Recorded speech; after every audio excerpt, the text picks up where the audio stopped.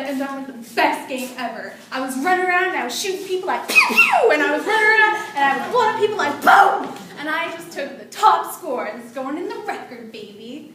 So, how y'all doing?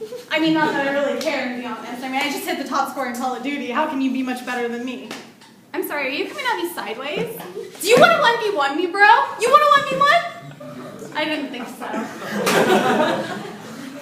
I know we all laugh, but isn't this how we view avid video gamers? They're aggressive. I should probably take my hair off. They're aggressive. They often are a little bigger in the middle.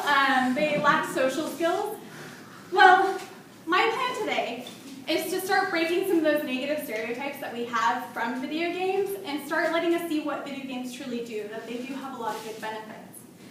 So one of the first is that it causes violent and aggressive people, as you saw. This actually isn't necessarily true. In a study, it's a Hitman study, called the Hitman Study, done by Texas International University. There actually was no link between aggression and video games.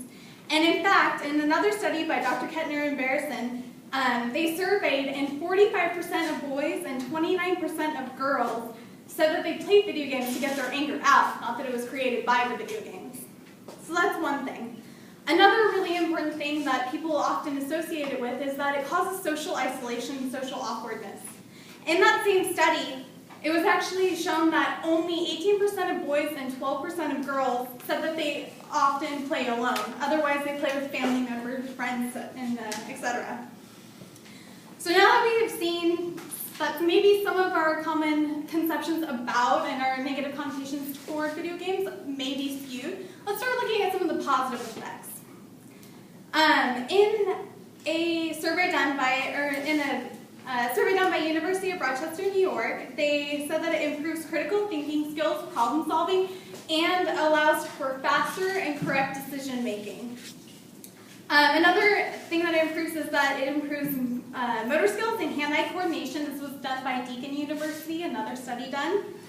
And it's just, actually they did the study with preschoolers in this situation, and the kids that played often with video games actually had better motor skills and hand-eye coordination. When it came to eyesight, which actually it improves eyesight, contrary to popular belief, and it gives us better visual attention. What they mean by this is that when you play more video games, you notice little intricate details, which you wouldn't notice if you aren't a video gamer. And this one was done also by the University of Rochester and also Iowa State. And also, it can actually relieve stress, which in turn makes us feel better. It makes us happier in life. And this was actually shown in a study done by East Carolina University. And lastly, the American Pain Society actually showed that it relieves pain in people such as ones that are undergoing chemotherapy and such. So it's actually really interesting that it makes a difference there as well. Lastly, I want to explain how it's used for professional use as well. This includes surgeons, in sports, pilots, even training government officials and government agents. In a CBS article, it's called "Video Games Make Good Surgeons." It was actually staggering, I had no idea, but the surgeons who played video games before and continuously played video games make 37 less mistakes than those that don't, and also do it 27% faster, which I thought it was really interesting. I was not expecting that. Also, they're used in sports, any kind of sports, when it comes to NASCAR and baseball, soccer, anything. They take actual footage from the games and compile it into what we see as the video game, and they use this to train. So, basically, in conclusion, I wanted to kind of break that barrier that we had, those negative connotations that we associate with video games, and we can finally see that video games actually cause us to improve our skills and to be more efficient in our jobs. So let's break that. Let's look at what it really does. Thank you.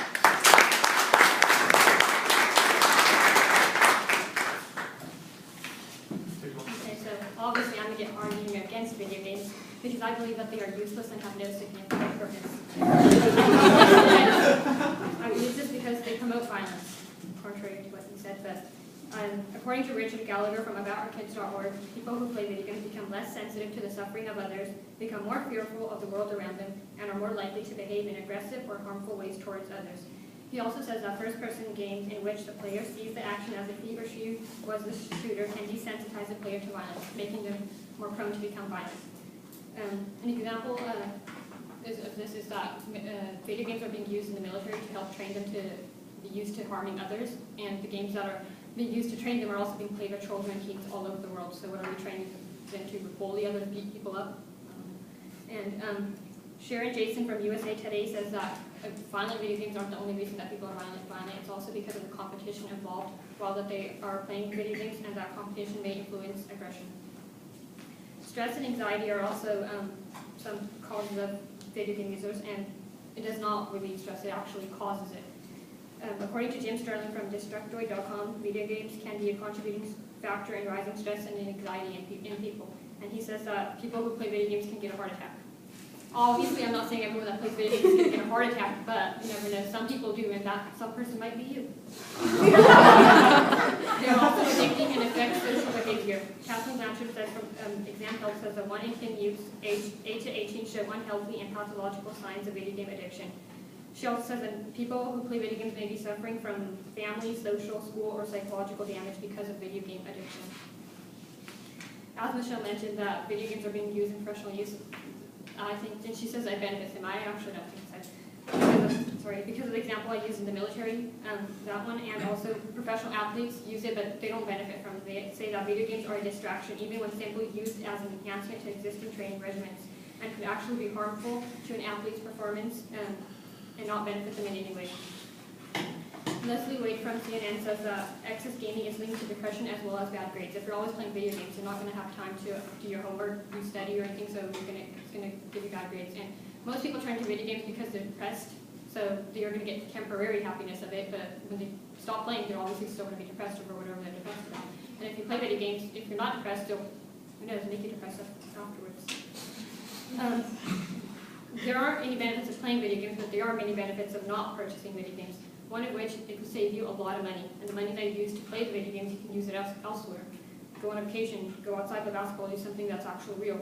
Save your time, but you'll have much better things to do. You'll also have better health. Video games, gaining the extra pounds around here or anything, you go outside playing, jumping on a trampoline. Enjoy life, the real world, and not just the fantasy land of video games.